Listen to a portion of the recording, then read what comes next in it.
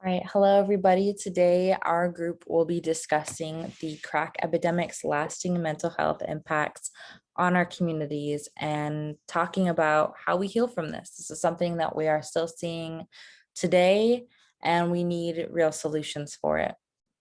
So just to start off and be clear, let's see, what is crack in the first place? Crack is a free-base form of cocaine that comes in the rock form rather than powder form, and it can be smoked rather than snorted or like injected like powder cocaine. And the main thing is that it is significantly cheaper and therefore it has targeted poor communities. Whereas powder cocaine at the time was really popular and it was seen as something that wealthy people did. It was expensive and it was luxurious and therefore it was inaccessible to poor people.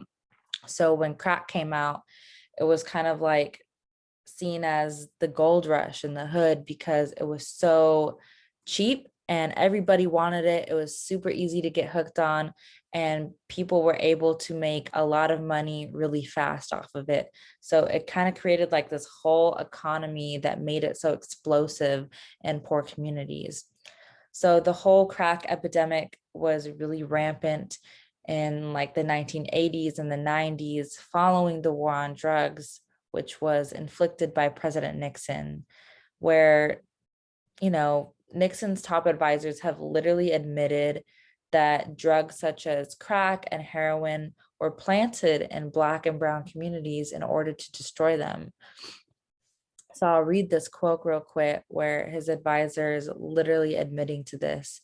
And he says, the Nixon campaign in 1968 and the Nixon White House after that had two enemies, the anti-war left and Black people. You understand what I'm saying?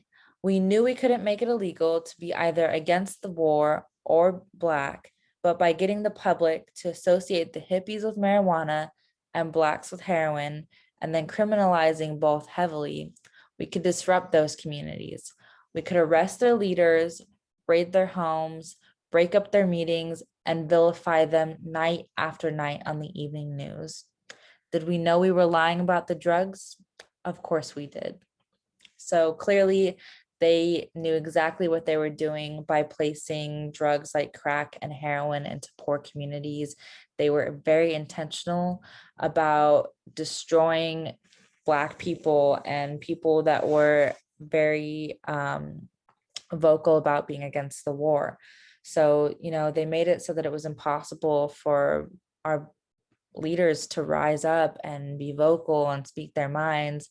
And not only that, but to incarcerate them because like they said, they couldn't make it illegal to be Black or to be against the war, but they essentially did by criminalizing these drugs so heavily and so heavily associating Black and Brown people with these drugs so that whenever you heard about it or saw it, you linked it to these people and said, these are criminals. And that's, kind of what led to a lot of the tough on crime bills in the 1990s that Bill Clinton was implementing, where we saw mass incarceration of Black and Brown people, kind of like for the first time in US history. These prisons were just filling up so fast with Black and Brown people because of crack.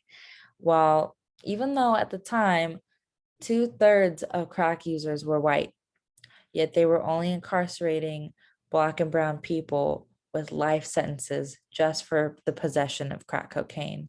So if you had like 5 grams of crack on you when you were a teenager, whether you were using it or selling it or whatever, just for having it, you could be sentenced to life.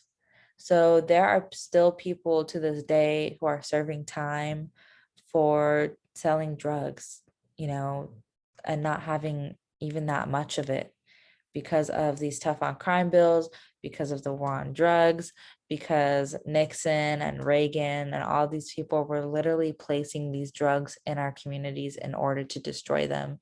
So it's really important that we understand kind of like the basis of how this all happened because it was literally placed in our communities in order to destroy them.